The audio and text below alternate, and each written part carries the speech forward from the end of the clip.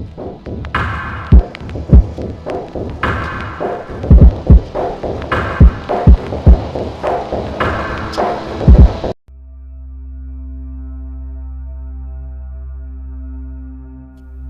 का खंडर।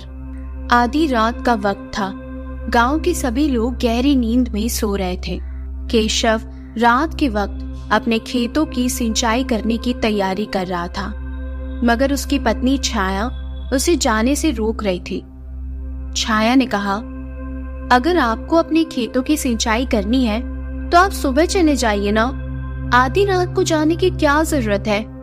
आप सुन नहीं रहे हैं? कुत्तों के रोने की आवाज लगातार आ रही है। केशव ने कहा, खेतों को सिंचाई की जरूरत अभी है और मैं सुबह जाऊं? छाया, मेरा अभी जाना बहुत जरूरी है, नहीं तो पूरी फसल खराब हो जाएगी और कुत्ते तो रात को अक्सर रोते ही हैं। छाया ने कहा, लोग कहते हैं जब भी रात के समय कुत्ते रोते हैं तो उस जंगल के पुराने खंडर के आसपास कुछ अपशगुन जरूर होता है और लोग रहस्यमय तरीके से लापता हो जाते हैं, जिनका फिर कुछ पता नहीं चलता। केशव ने कहा, तुम भी ना छाया, हद करती हो, मैं इन सब बातों में नहीं मानता। छाया ने कहा, नहीं, ऐसा मत करिए, मेरा कहना मानिए, आप आज मत जाइए, मुझे कुछ सही नहीं लग रहा। केशव ने फिर कहा, देखो छाया, तुम मुझे मत रोको, वैसे भी मैं अकेला नहीं जा रहा हूँ, अपने दोस्त मोहन को भी अपने साथ लेकर जा रहा हूँ। इतना कहकर केशव वहां से चला गया। सर्द रात में केशव और उसका दोस्त मोहन खेतों की सिंचाई करने पहुंच गए। ठंड अपने पूरे शबाब पर थी। उन दोनों ने सर्दी से बचाव करने के लिए आग जला रखी थी। वो दोनों उस मनहूस खंडर से ज्यादा दूरी पर नहीं थे। अचानक उन दोनों के कानों में एक दिल दहला देने वाली चीख सुनाई दी और वो चीख किसी औरत की थी। चीख सुनकर मोहन के तो पूरे बदन में जैसे डर की एक लहर सी दौड़ गई। मोहन ने डरते हुए कहा, केशव, तुमने कुछ सुना? केशव ने कहा, हाँ, मैंने भी कोई चीख सुनी जो उस खंडर की तरफ से आई है। तभी अचानक फिर से बचाओ बचाओ के साथ चिल्लाने और रोने की आवाजें सुनाई देने लगी। ये सब सुनकर वो दोनों चिंतित हो गए। अचानक केशव ने अपने मन में कुछ निश्चय किया और उसने अपने हाथ में लाठी उठा ली और चल दिया खंडर की ओर। मोहन ने कहा, ये क्या पागलपन कर रहे हो केशव? हमें यहाँ से चलना चाहिए, मुझे कुछ गड़बड़ लग रही है और मैं तो वैसे भी आज रात आने के लिए मना कर रहा था, सिर्फ तेरी वजह से मैं यहाँ आया हूँ। केशव ने कहा, तो कितना डरपोक है यार, जरा सोच कर देख, अगर कोई सच में वहाँ पर खतरे में हो तो क्या हम उसकी सहायता नहीं करेंगे? उसे यूं ही छोड़ देंगे क्या वहाँ मरने के लिए? केशव के सवाल से मोहन चुप हो गया और केशव भी भागते हुए थोड़ी ही देर में उस भयानक जंगल में घुस गया। थोड़ी देर बाद ही वो दोनों ही घने जंगल के बीचों बीच खड़े थे। घने कोहरे में वो दोनों आंखें फाड़ फाड़ कर देखने का प्रयत्न कर रहे थे कि आखिर कौन चिल्ला रहा था, किसे मदद की जरूरत थी। इतनी ही देर में एक बार फिर से उस औरत की चीखें उन दोनों के कानों में पड़ी। केशव और मोहन उस चीख की दिशा में भागने लगे। वो दोनों थोड़ी ही दूर पहुंचे थे कि तभी सामने से कोई बड़ी तेजी से भाग कर आया और सीधा केशव से आकर टकरा गया और धड़ाम से जमीन पर गिर गया। उससे टकराने वाली एक औरत थी। वो जोर जोर से चिल्लाने लगी, मुझे बचा लो, मुझे बचा लो, वरना वो लोग मुझे मार डालेंगे, बचा लो मुझे।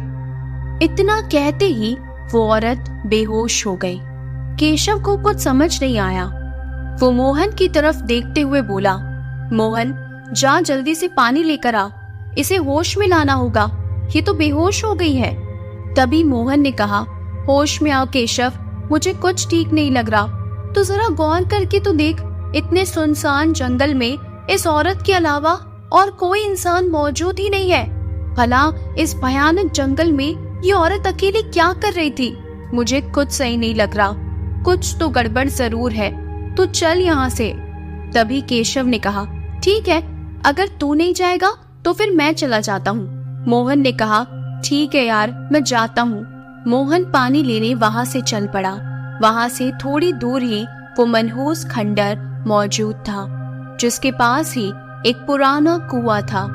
मोहन उस कुएं के पास जैसे ही पहुंचा, अचानक उस खंडर से सैकड़ों घुंघरुओं की आवाजें आने लगी और देखते ही देखते वो खंडर रोशनी से जगमगा उठा। अचानक मोहन के कानों में केशव की दिल दहला देने वाली चीखें सुनाई दी। मोहन तुरंत केशव की तरफ दौड़ने लगा, मगर जैसे ही वो केशव के नजदीक पहुंचा तो सामने का मंजर देखकर उसके रोंगटे खड़े हो गए। उसके सामने एक बेहद डरावनी काले चेहरे वाली औरत खड़ी थी और केशव की लाश जमीन पर पड़ी हुई थी। वो औरत इतनी ज्यादा भयानक लग रही थी कि उसे देखकर मोहन की चीख निकल गई।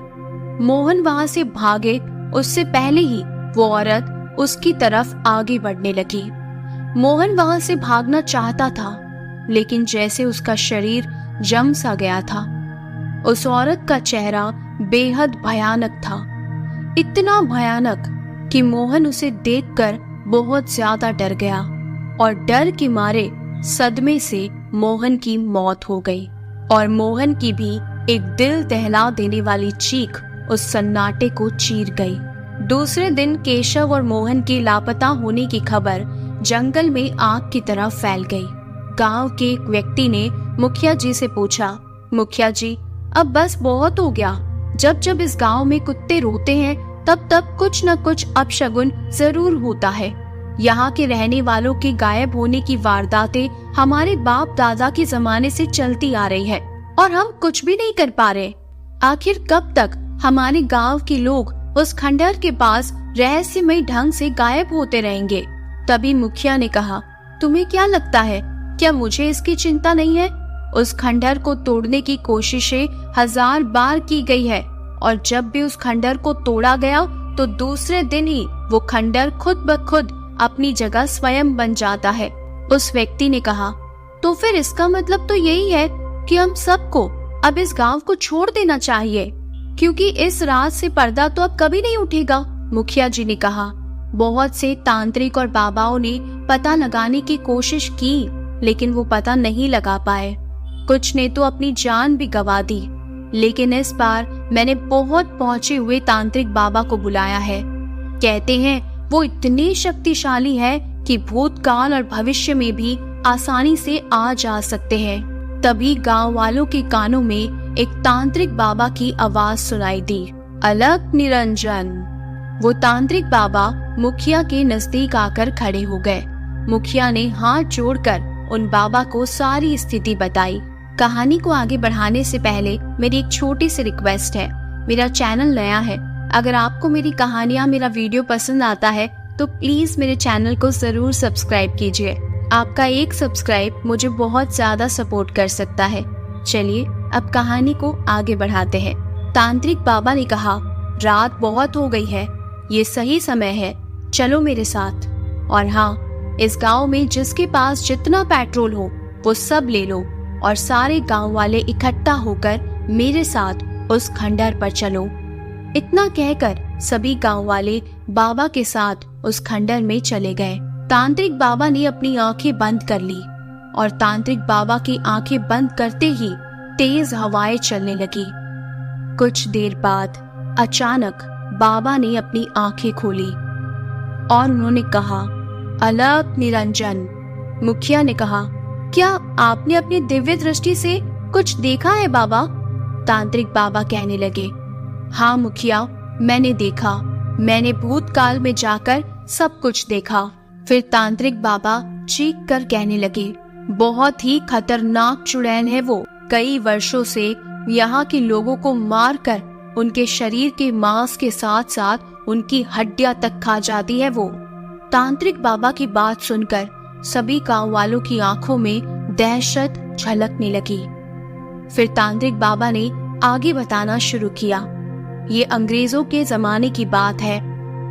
वो औरत इसी खंडर में रहा करती थी क्योंकि वो काला जादू करने में माहिर थी और शैतानी आत्माओं को खुश करने के लिए हमेशा किसी न किसी को पकड़कर उसकी बलि दिया करती थी और बलि देकर उनका कच्चा मांस वो खुद खा जाया करती थी। जब ये बात गांव के लोगों को पता चली तो उन्होंने उसे जिंदा दीवार में चिनवा दिया। लेकिन वो औरत अपनी आत्मा का सौदा शैतानों से पहले ही कर चुकी थी। मरने के बाद वो औरत भी एक शैतान बन गई, लेकिन अब उसका वक्त खत्म। इतना कहकर तांत्रिक बाबा बहुत तेज आवाज में मंत्र पढ़ने लगे। देखते ही देखते अचानक उस खंडर की दीवार फट गई और उसमें से एक भयानक काली औरत बाहर निकल कर आ गई और वो जोर से चिल्लाने लगी, कौन है रे तू? लेकिन तांत्रिक बाबा ने उसकी बात का कोई जवाब नहीं दिया। तांत्रिक बाबा बेखौफ होकर उस औरत के नजदीक चले गए और अचानक उन तांत्रिक बाबा ने उस औरत का हाथ बड़ी मजबूती से पकड़ लिया। जैसे ही उन्होंने उसका हाथ पकड़ा वो बुरी तरह से चीखने चिल्लाने लगी। तभी तांत्रिक बाबा ने कहा, सब लोग इसके ऊपर पेट्रोल डालकर आग लगा दो। लेकिन एक भी गांव वाले की हिम्मत नहीं हो रही थी। वो औरत बहुत ही ज्यादा भयानक थी। वो जोर जोर से चीख रही थी, चिल्ला रही थी। लोग उसे देखकर डर के मारे कांप रहे थे।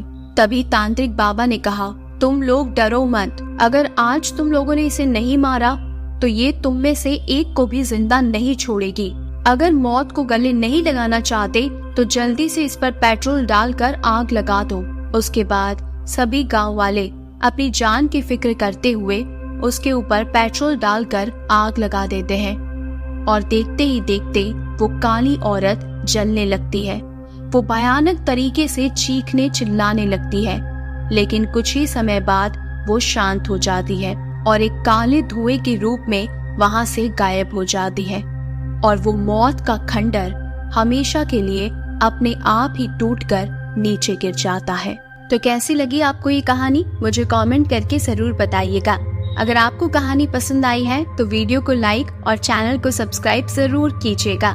चलिए अब सुनते हैं हमारी अगली भूतिया कहानी। कार्तिक की कंपनी में नई नई सेल्स की जॉब लगी थी। नया होने के कारण कार्तिक को इस फील्ड में काम करने का ज्यादा अनुभव नहीं था। वो अपने सीनियर्स के अनुसार इस काम को अंजाम देता था और उसके सीनियर्स उसे काम करने के लिए हमेशा उस पर टारगेट का दबाव बनाते रहते थे।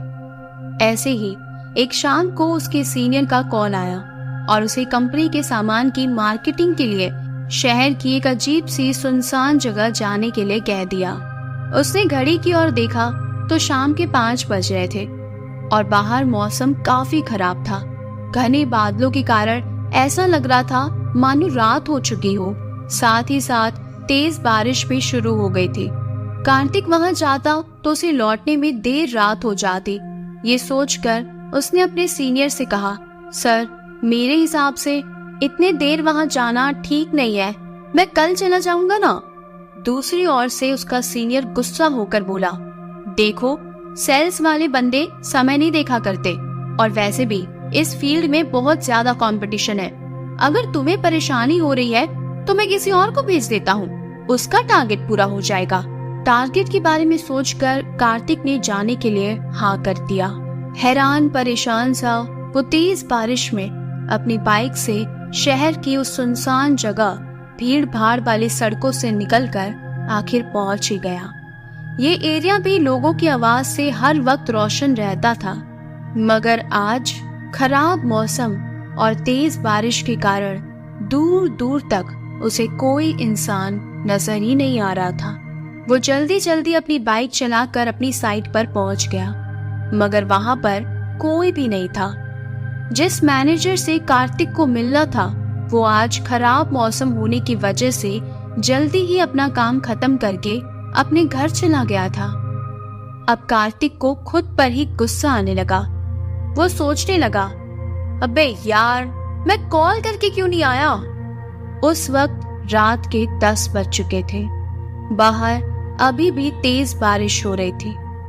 कार्तिक खुद से कहने लगा, यार ऐसी बारिश में तो बाइक चलाना भी मुश्किल होगा, मगर मैं यहाँ रुक भी तो नहीं सकता हूँ। खुद से बातें करते हुए धीरे धीरे वो अपनी बाइक चलाने लगा। बारिश की वजह से उसे आगे का कुछ भी साफ दिखाई नहीं दे रहा था। उसे बाइक चलाने में बहुत तकलीफ हो रही थी। वो अभी कुछ दूर ही चला था कि उसकी गाड़ी खराब हो गई। वो अपनी गाड़ी को ठीक करने की कोशिश करने लगा, मगर नाकामी ही उसके हाथ लगी। वो परेशान होकर मदद की तलाश करने लगा। दूर दूर तक उसे कोई भी नजर नहीं आ रहा था। वो अपनी साइड से भी इतना दूर आ चुका था कि पैदल वापस जाना थोड़ा मुश्किल ही था। तभी थोड़ी देर में ही सामने से उसे एक कार आती हुई नजर आई। कार्तिक के चेहरे पर आई हुई परेशानी कुछ हद तक कम हो गई थी। अब उसे विश्वास हो गया था कि उसे मदद मिल जाएगी। उसने तुरंत अपनी बाइक सड़क के किनारे लगा दी और कार रोकने के लिए इशारा करने लगा, मगर वो कार उसे देखकर नहीं रुकी। तो कार्तिक के चेहरे पर निराशा आ गई और फिर कोई साधन वो तलाश करने लगा। लेकिन अगले ही पल वो कार रिवर्स में आकर उसके पास आकर खड़ी हो गई। उसे हैरानी हुई कि जो कार अभी बिना रुके चली गई थी, अचानक से वो वापस क्यों आ गई। जैसे ही कार उसके पास आकर रुकी, सड़क किनारों के लैंपों की हल्की रोशनी में उसने देखा कि कार की हालत तो बहुत ज्यादा खराब थी। जगह जगह से उसके पतरे उतरे हुए थे, जली हुई सी थी, मानो किसी हादसे का शिकार हो गई थी।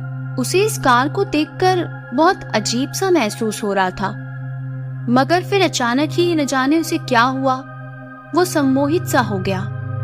तभी कार ड्राइवर की भारी आवाज कार्तिक के कानों में पड़ी। हाँ भाई, कहाँ जाना है? कोई मदद चाहिए क्या? ड्राइवर की आवाज सुनकर कार्तिक का सम्मोहन टूट गया। वो धीरे धीरे ड्राइवर की ओर आगे बढ़ा। अंधेरे में उस ड्राइवर का चेहरा बहुत ही ज्यादा भयानक लग रहा था। काला चेहरा और कंबल में खुद को लपेटे हुए था वो। उसे देखकर कुछ पल के लिए तो कार्तिक बहुत डर गया।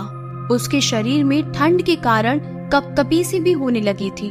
तभी अचानक कार्तिक को एक अजीब सी दुर्गंध आने लगी। जब कार्तिक ने कोई जवाब नहीं दिया तो ड्राइवर दोबारा बोला, भाई कहीं चलना है तो बता दीजिए। उसकी बात सुनकर कार्तिक को होश आया और वो बोला, मैं किसी काम से शहर आया था, लेकिन लौटते समय मेरी बाइक खराब हो गई। मुझे थोड़ी देर के लिए आप लिफ्ट दे सकते हैं?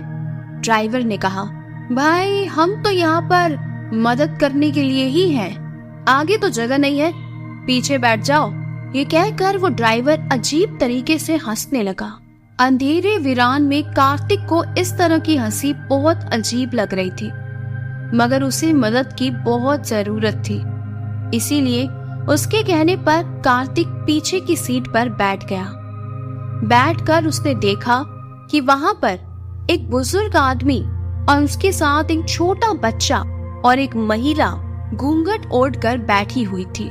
कार्तिक उनके पास चुपचाप जाकर बैठ गया और जैसे ही कार चलने लगी तो वो बुजुर्ग आदमी, वो बच्चा और वो महिला कार्तिक की ओर अजीब से निगाहों से देखने लगे।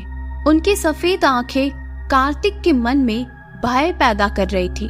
जब से वो इस कार के पास आया था तब से उसे अजीब से दुर्गंध आ रही थी। वो दुर्गंध उसे बहुत परेशान कर रही थी। उसे कुछ समझ नहीं आ रहा था कि आखिर ये गंध किस चीज की है। उसके बाद कार्तिक अपनी नाक पर रुमाल रखकर चुपचाप बैठ गया। तभी वो बुजुर्ग धीरे धीरे कार्तिक की तरफ आगे बढ़ने लगा। जैसे जैसे वो पास आ रहा था वैसे वैसे वो दुर्गंध बढ़ती जा रही थी और साथ में ठंड भी। कार्तिक ने जब गौर से देखा तो उस बुजुर्ग व्यक्ति का चेहरा बिल्कुल सफेद था उसके चेहरे पर ढेर सारी झुर्रियां और आंखें इतनी काली मानो आंखों की जगह गड्ढे हो गए हो। उस पर लगे हुए चश्मे की ग्लास भी टूटी हुई थी। कार्तिक अब बहुत ज्यादा डरने लगा। वो डरते डरते साइड में हो गया। तभी उस बुजुर्ग ने कहा, बेटा कौन हो तुम? बहुत दिनों बाद इस रास्ते पर किसी सवारी को देखा है। बुजुर्ग के ऐसा बोलते ही वो औरत और वो बच्चा भी फिर से कार्तिक को बहुत अजीब तरीके से घूर कर देखने लगे। उन सब की आंखों में एक अजीब सा खालीपन था। ये देखकर कार्तिक अब बहुत परेशान हो गया। उसे बहुत डर लग रहा था। जब उसे कुछ नहीं सूझा तो उसने सिगरेट के लिए अपनी जेब में हाथ डाला, लेकिन उसके हाथ में लाइटर आ गया। जैसे ही कार्तिक ने लाइटर जलाया, वो बुजुर्ग डर कर उससे थोड़ा दूर हो गया। लेकिन अब वो अजीब सी गंध और ज्यादा आनी शुरू हो गई थी। कार्तिक ने अपने हाथ में सिगरेट का डब्बा लिया, लेकिन वो बारिश में पूरी तरह से भीग चुका था। कार्तिक ने गुस्से में ही चलती हुई कार से वो डिब्बा बाहर फेंक दिया और लाइटर को दोबारा अपनी जेब में रख लिया। जैसे ही उसने लाइटर को वापस अपनी जेब में रखा तो वो बुजुर्ग उसके फिर से करीब आने लगा और उससे कहने लगा, क्या हुआ बाबूजी, इस तरह परेशान क्यों हो रहे हो? ये कहते हुए वो जोर जोर से हंसने लगा। उसके साथ बैठा वो बच्चा और महिला भी उसके साथ जोर जोर से हंसने लगे और धीरे धीरे अब वो तीनों कार्तिक के पास आने लगे। बारिश में भीगने के कारण उन तीनों के कपड़े उनके शरीर से चिपके हुए थे। जब कार्तिक ने ध्यान से देखा तो उन सब के शरीर पर चमड़ी का नामो निशान तक नहीं था। सिर्फ और सिर्फ हड्डियों का ढांचा था। अब तो कार्तिक बहुत ज्यादा डर गया, क्योंकि अब उसे समझते देर नहीं लगी कि कुछ तो गड़बड़ जरूर है। वो जोर जोर से चिल्लाने लगा और कहने लगा, गाड़ी रोको, मुझे नीचे उतरना है, गाड़ी रोको। कार्तिक को चीखते देखकर वो कार ड्राइवर और तेजी से कार चलाने लगा और वो महिला जो घूंघट में थी, उसका घूंघट अपने आप हट गया। उसका चेहरा बहुत ही ज्यादा डरावना था।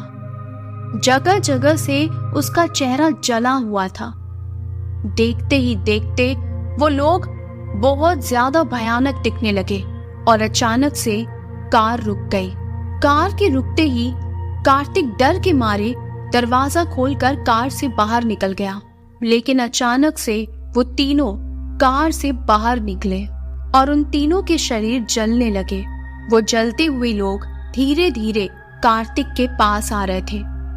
जैसे जैसे वो कार्तिक के पास आ रहे थे, वैसे वैसे वो दुर्गंध और भी ज्यादा तेज होने लगी थी। अब कार्तिक समझ चुका था कि आखिर ये दुर्गंध किस चीज की है। दरअसल वो गंध इंसानों को जलाने पर शमशानों से आती हुई गंध थी। अब कार्तिक का डर के मारे बुरा हाल हो गया था। वो तीनों लाशें कार्तिक के सामने खड़ी होकर जल रही थी। अब धीरे धीरे वो कार्तिक के और पास आने लगी। कार्तिक ने वहां से भागने की कोशिश की, लेकिन वो भाग नहीं पाया।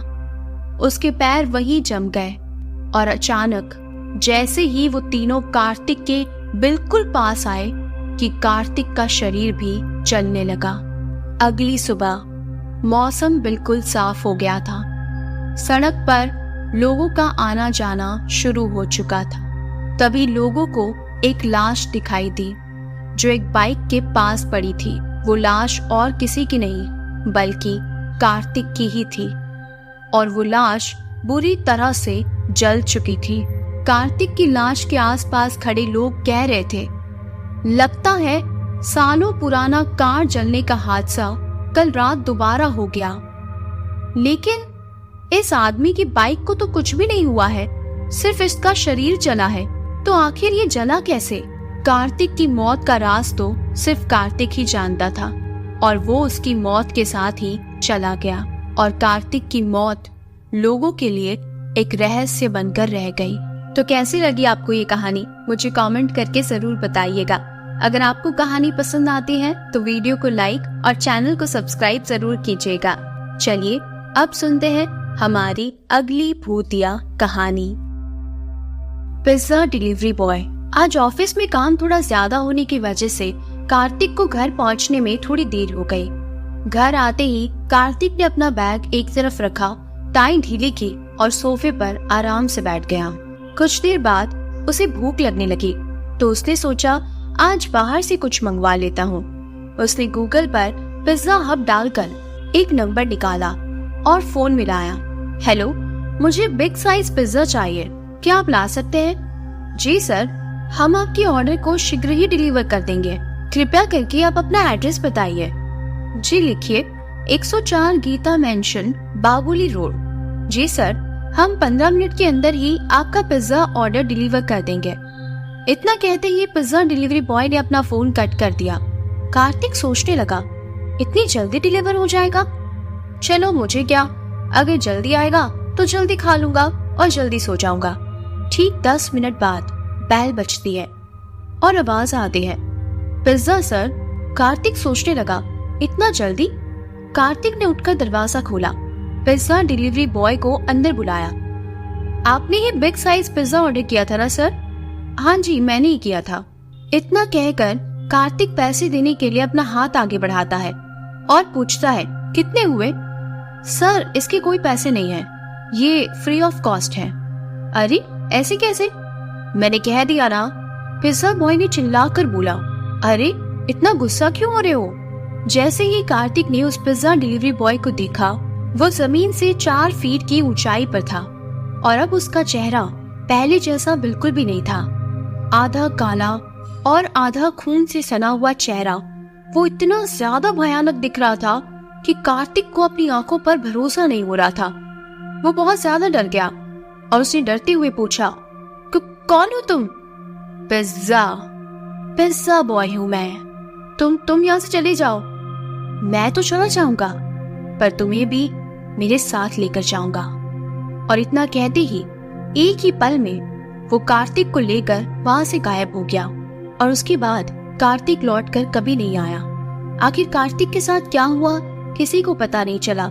अचानक वो कहाँ गायब हो गया, वो जिंदा भी है या नहीं, किसी को कुछ नहीं पता था। आखिर उस पिज्जा बॉय ने उसके साथ क्या किया? कार्तिक किराए के घर पर रहता था। कुछ दिनों तक मकान मालकिन ने उसका काफी इंतजार किया, उसे फोन भी लगाया, उसके घर पर भी फोन किया, लेकिन वहाँ से भी कुछ पता नहीं चला। कुछ दिनों बाद कार्तिक के घर वाले आए और उसका सारा सामान लेकर वहाँ से चले गए और उसका कमरा खाली कर दिया। कार्तिक के घर वाले भी बहुत ज्यादा दुखी थे। वो नहीं जानते थे कि उनका बेटा कहाँ चला गया। बहुत ज्यादा ढूंढने के बाद भी कार्तिक का कुछ पता नहीं चला। इस घटना के 2 महीने बाद प्रिया की कॉलेज अब खत्म हो गई थी। प्रिया अभी कोई जॉब करना चाहती थी, इसीलिए प्रिया ने डिसाइड किया कि वो अब एक कमरा लेगी। गीता मेंशन पर टू लेट का एड देखकर उसने मकान मालकिन से संपर्क किया और कमरा बुक करवा लिया। मकान मालकिन बहुत अच्छी थी और एक लड़की को देखकर उन्होंने कहा, बेटा कोई भी जरूरत हो, कुछ भी खाने की तकलीफ हो, कोई भी काम हो तो तुम मुझे बता देना। ठीक है आंटी। प्रिया ने पास में ही एक IT कंपनी में जॉब करना शुरू कर दिया। फ्रेशर होने की वजह से काम का लोड बहुत ज्यादा था। शुरू में प्रिया जोश के साथ सारा काम कर लेती थी, लेकिन कुछ समय के बाद ऑफिस का काम, खाना बनाना, कपड़े धोना, ये सब करते करते वो थोड़ा थक जाती। इसीलिए कभी कभी वो सोचती कि अगर मैं खाना बाहर से मंगवा लूं तो शायद काम का लोड कम हो जाएगा। ये सोचकर प्रिया ने अपना फोन उठाया और सर्च किया कि उसके पास में अगर कोई पिज्जा हब हो तो। उसने एक नंबर पर कॉल किया, मुझे पिज्जा चाहिए, क्या आप मेरा ऑर्डर ला सकते हैं अभी? जी बिल्कुल, अपना एड्रेस दीजिए, हम 15 मिनट में आपका ऑर्डर डिलीवर कर देंगे ma'am. 104 Geeta mansion, Baguli road. Okay, हम अभी आपका ऑर्डर डिलीवर कर देते हैं। प्रिया चौंक गई, इतना जल्दी पिज्जा मेरे घर आ जाएगा? ठीक 10 मिनट बाद टिंग टोंग घंटी बजती है। कौन? Pizza delivery boy ma'am. इतना जल्दी? प्रिया ने दरवाजा खोला और उसे दरवाजे पर रुकने के लिए कहा। प्रिया अंदर जाकर पैसे लेने के लिए गई और बोली, भैया कितने हुए इसके? मैम ये पिज्जा फ्री है, इसका कोई चार्ज नहीं है। प्रिया ने हैरान होते हुए पूछा, कोई चार्ज नहीं है? फ्री कैसे हो सकता है? तभी अचानक उस पिज्जा बॉय ने अपना गेटअप चेंज कर लिया और अब वो पिज्जा बॉय 30 डिग्री के कोण पर झुका हुआ जमीन से 4 फीट की ऊंचाई पर खून से लथपथ इतना ज्यादा भयानक दिख रहा था कि प्रिया को तो जैसे सदमा ही लग गया। प्रिया इतनी ज्यादा डर गई उसके उस खूंखार रूप को देखकर कि वो वहीं बेहोश हो गई और नीचे गिर गई। पिज्जा बॉय उसे उठाकर अपने साथ ले जाना चाहता था, लेकिन पता नहीं क्यों वो प्रिया को हाथ तक नहीं लगा पा रहा था और इसीलिए वो पिज्जा बॉय काफी देर तक कोशिश करने के बाद वहां से चला गया। अगले दिन प्रिया ऑफिस के बाद अपने घर नहीं गई, वो सीधा चर्च के लिए निकल गई। प्रिया ने फादर को सारी बात सुनाई। तभी फादर ने कहा, बेटा तुमने ये लॉकेट अपने गले में डाल रखा है और इस लॉकेट की वजह से ही तुम बच गई। जब तक ये लॉकेट तुम्हारे साथ है तुम्हें बिल्कुल भी चिंता करने की जरूरत नहीं है, इसलिए अब तुम निश्चिंत होकर अपने घर जा सकती हो। कोई भी तुम्हारा कुछ नहीं बिगाड़ सकता। लेकिन हाँ बेटी, इतना जरूर याद रखना कि इस लॉकेट को अपने गले से गलती से भी मत उतारना। प्रिया अपने घर लौट गई, लेकिन वो काफी परेशान थी। कल रात उसके साथ जो कुछ भी हुआ वो उसे अपने दिमाग से नहीं निकाल पा रही थी। उसका वो भयानक चेहरा, वो खून, वो सारी चीजें प्रिया को अंदर ही अंदर बहुत ज्यादा परेशान कर रही थी। उसने सोचा कि मैं अपनी बेस्ट फ्रेंड को फोन करके घर पे बुला लेती हूँ। प्रिया ने अपनी दोस्त कनिका को फोन किया। कनिका, क्या तुम आज फ्री हो? कनिका ने कहा, हाँ फ्री तो हूँ, लेकिन मुझे अभी थोड़ा सा काम है। तभी प्रिया ने कहा, क्या तुम मेरे घर आ सकती हो? कनिका ने कहा, हाँ बिल्कुल आ सकती हूँ, लेकिन मुझे आते आते थोड़ी देर हो जाएगी, पर मैं आऊंगी जरूर। प्रिया ने कहा, ठीक है, और इतना कहकर प्रिया ने फोन कट कर दिया। तभी अचानक 10 मिनट बाद ही टिंग टोंग दरवाजे की घंटी बजती है। प्रिया ने दरवाजा खोला। अरे कनिका, तुम इतनी जल्दी? अरे वो मेरा काम जल्दी खत्म हो गया था तो मैं जल्दी चली आई। अच्छा ठीक है कनिका, तुम यहाँ बैठो, मैं अभी आती हूँ। इतना कहकर प्रिया कमरे के अंदर जाने लगी, लेकिन न जाने प्रिया को क्या हुआ। उसने अचानक अपना वो लॉकेट उतार कर बाहर टेबल पर रख दिया और ऐसे ही अंदर चली गई। कुछ देर बाद प्रिया जब वापस बाहर आई तो उसने देखा कनिका का रूप बहुत ही ज्यादा भयानक हो चुका था। उसके बाल खुले हुए थे, उसकी आंखें लाल थी, वो बहुत ज्यादा डरावनी लग रही थी। उसका आधा शरीर खून से भरा हुआ था और उसके एक हाथ में चाकू था। जब प्रिया ने उसे देखा तो वो उसे देखकर चौंक गई। प्रिया कनिका को कहने लगी, कनिका ये क्या हो गया तुम्हें? तभी कनिका ने अपनी डरावनी आवाज में कहा, कनिका मत कहो मुझे, पिज्जा बॉय हूँ मैं। प्रिया की तो मानो जान ही निकल गई। जैसे ही उसने अपने गले पर देखा तो उसने तो वो लॉकेट उतार दिया था। उसे कुछ भी समझ में नहीं आया कि आखिर उसने अपने ये लॉकेट क्यों उतार दिया। अब प्रिया काफी ज्यादा घबरा गई थी। अब वो पिज्जा बॉय प्रिया की तरफ आगे बढ़ रहा था। इससे पहले कि वो पिज्जा बॉय प्रिया को कोई भी नुकसान पहुंचाता कि तभी वहां पर फादर आ गए। न जाने क्यों पर फादर को बहुत ज्यादा बेचैनी हो रही थी। उन्हें प्रिया की चिंता होने लगी थी।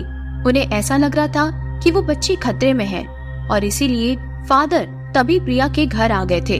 फादर के हाथ में एक लॉकेट था। जब फादर ने उस पिज्जा बॉय को वहाँ देखा, उन्होंने जल्दी से वो लॉकेट प्रिया की तरफ फेंका और उसे कहा, बेटी इसे जल्दी से अपने गले में डाल लो और इस साइड आ जाओ। इसके बाद प्रिया ने वो लॉकेट अपने गले में डाला और एक तरफ आ गई। और उसके बाद फादर ने उस पिज्जा बॉय से पूछा, कौन हो तुम और क्यों इस बच्चे के पीछे पड़े हो? कहानी को आगे बढ़ाने से पहले मेरी एक छोटी सी रिक्वेस्ट है। मेरा चैनल नया है, अगर आपको मेरी कहानियाँ पसंद आती हैं तो प्लीज मेरे चैनल को सब्सक्राइब जरूर कीजिए। आपका एक सब्सक्राइब मुझे बहुत ज्यादा सपोर्ट कर सकता है। चलिए अब कहानी को आगे बढ़ाते हैं। और उसके बाद फादर ने उस पिज्जा बॉय को कस कर पकड़ लिया और उससे पूछने लगे, क्यों तुम इन मासूमों की जान ले रहे हो? तभी वो पिज्जा बॉय चिल्लाते हुए बोला, मैं इस घर में रहने वाले हर एक इंसान को मार डालूंगा। मुझे अपना बदला पूरा करना है, मैं किसी को जिंदा नहीं छोड़ूंगा। फादर मुझे छोड़ दो वरना मैं तुम्हें भी जान से मार डालूंगा। तभी फादर ने कहा, मैं तुम्हें नहीं छोड़ूंगा, पहले बताओ आखिर क्या हुआ है तुम्हारे साथ? उसके बाद उस पिज्जा बॉय ने अपनी कहानी बताना शुरू किया। आज से 2 साल पहले की बात है। रात बहुत हो चुकी थी। मैं अपने घर जाने ही वाला था कि तभी मैनेजर के पास इसी एड्रेस से एक कॉल आया और 5 बड़े साइज के पिज्जा ऑर्डर किए गए। मैनेजर ने कहा, देखो ये आज का लास्ट ऑर्डर है, इसे डिलीवर कर दो, उसके बाद तुम आराम से घर चले जाना। लेकिन मुझे क्या पता था कि वो ऑर्डर मेरी जिंदगी का लास्ट ऑर्डर होगा। मैं ठीक आधे घंटे बाद वहाँ पर पिज्जा लेकर पहुँच गया। मैं उन्हें पिज्जा दे ही रहा था कि तभी वो 5 लोग मुझ पर जोरदार चिल्लाए और मुझे कहने लगे, इतना लेट क्यों हो गए तुम? मैंने उनसे कहा, साहब रात बहुत हो गई थी, इसीलिए सारे वर्कर्स घर चले गए थे और इसलिए थोड़ी सी देर हो गई, लेकिन मैं आधे घंटे के अंदर अंदर आपका ऑर्डर ले आया हूँ। वो 5 के 5 बहुत बुरे इंसान थे। उन्होंने मेरी एक बात नहीं सुनी। जब मैंने उनसे पैसे मांगे तो उन्होंने मुझे पैसे देने से भी मना कर दिया और उन्होंने कहा कि तुम लेट आए हो, इसलिए हम तुम्हें 1 रुपया भी नहीं देंगे। मैं काफी देर वहाँ खड़ा रहा। मैंने उनसे कहा, साहब आप मुझे मेरे पैसे दे दीजिए, मैं यहाँ से चला जाऊंगा। मेरी इतनी ज्यादा रिक्वेस्ट करने के बावजूद उन लोगों ने मेरी एक बात नहीं सुनी और वो लोग बस मुझ पर चिल्लाते रहे और उन्होंने कहा कि हम तुम्हें 1 पैसा नहीं देंगे। जब मैंने उनसे फिर से पैसे मांगे तो वो 5 मुझे घसीटते हुए घर के अंदर लेकर गए और वहीं खिड़की पर से उन्होंने मुझे धक्का दे दिया। नीचे गिरते ही एक ही पल में मेरी मौत हो गई। आखिर क्या कसूर था मेरा? क्या किया था मैंने? क्यों मुझे मार दिया गया? मैंने उन 5 लोगों का क्या बिगाड़ा था? मैं भी तो मासूम था, मेरी तो कोई गलती भी नहीं थी, फिर क्यों उन लोगों ने मुझे मार दिया? और उसके बाद मेरी आत्मा को मुक्ति नहीं मिली। कुछ ही दिनों बाद मैंने उन 5 लोगों को भी मार डाला और तब से इस घर में जो भी रहने के लिए आता है मैं उसे यहाँ से गायब करके एक सुनसान जंगल में ले जाकर मार डालता हूँ। पिज्जा को डिलीवर करने में 30 मिनट का समय लगता है, लेकिन मैं 15 मिनट में ही यहाँ पर पहुँच जाता हूँ और इस एड्रेस पर से ऑर्डर करने वाले हर इंसान को जान से मार डालता हूँ। फादर ने जब ये घटना सुनी तो उन्हें बहुत दुख हुआ। उन्होंने कहा, देखो तुम्हारे साथ जो कुछ भी हुआ उसका मुझे बहुत दुख है, लेकिन इन मासूम लोगों को नुकसान पहुंचाना भी तो गलत है। आखिर इन लोगों ने तुम्हारा क्या बिगाड़ा है? मैं मानता हूँ कि वो 5 लोग बहुत ही बुरे इंसान थे और उन्होंने जो किया वो बहुत गलत था। उन्हें ऐसा नहीं करना चाहिए था। तुम्हारी कोई गलती नहीं थी, लेकिन फिर भी तुम्हें मौत के घाट उतार दिया गया। तुम्हारे साथ अन्याय हुआ है, लेकिन मैं तुम्हारी आत्मा को मुक्ति दिला सकता हूँ। इतना कहकर फादर कुछ जाप करने लगते हैं और अचानक से उस पिज्जा डिलीवरी बॉय की आत्मा हवा में लहराती हुई गायब हो जाती है। तभी फादर प्रिया को कहते हैं, अब उस पिज्जा डिलीवरी बॉय की आत्मा को मुक्ति मिल चुकी है, अब तुम्हें चिंता करने की कोई जरूरत नहीं है। उसके बाद फादर प्रिया को आशीर्वाद देकर वहाँ से चले जाते हैं। करीब आधे घंटे के बाद टिंग टोंग दरवाजे की घंटी बजती है। प्रिया दरवाजा खोलती है। हाय प्रिया। अरे कनिका तुम? अरे तुम तो ऐसे बोल रही हो जैसे मैं अभी गई थी और वापस लौट कर आ गई हूँ। अरे नहीं नहीं, वो तो ऐसे ही। आओ ना बैठो। उसके बाद प्रिया और कनिका कुछ देर बातें करते हैं। प्रिया को लगता है कि अब सब कुछ नॉर्मल हो चुका है, इसीलिए वो उन दोनों के लिए पिज्जा ऑर्डर करती है। प्रिया ने फोन लगाया। जी ma'am, 2 pizza mid size. Okay ma'am, आप अपना एड्रेस लिखवा दीजिए, आधे घंटे में पिज्जा डिलीवर हो जाएगा। प्रिया अपना एड्रेस लिखवा देती है और फोन कट हो जाता है। जब प्रिया को ये लगा कि अब सब कुछ नॉर्मल हो चुका है तो उसने वो लॉकेट उतार कर टेबल पर रख दिया। ठीक 5 मिनट बाद टिंग टोंग प्रिया दरवाजा खोलती है और सामने वही पिज्जा डिलीवरी बॉय एक भयानक और खूंखार रूप में खून से लथपथ दिखाई देता है, जिसे देखकर प्रिया और कनिका बहुत ज्यादा डर जाती है। और फिर अगले ही पल वो पिज्जा डिलीवरी बॉय की आत्मा प्रिया और कनिका को लेकर वहाँ से गायब हो जाती है। फादर को लगा था कि उन्होंने उस पिज्जा डिलीवरी बॉय की आत्मा को मुक्ति दिलवा दी है, पर ऐसा नहीं हुआ था और उसके बाद प्रिया और कनिका दोबारा कभी लौटकर नहीं आई। आपको इन तीनों में से कौन सी कहानी सबसे ज्यादा अच्छी लगी, मुझे कमेंट करके जरूर बताइएगा। अगर आपको मेरा वीडियो पसंद आता है तो मेरे चैनल को जरूर सब्सक्राइब कीजिए। मेरा चैनल नया है, इसलिए मुझे आपके सपोर्ट की बहुत ज्यादा जरूरत है। आपका एक सब्सक्राइब मुझे बहुत ज्यादा सपोर्ट करेगा। उम्मीद है आप मुझे जरूर सपोर्ट करेंगे और मेरे चैनल को जरूर सब्सक्राइब करेंगे। चलिए ऐसी और भी भूतिया, रहस्यमयी और डरावनी कहानियों को सुनने के लिए मेरे चैनल से जुड़े रहिएगा।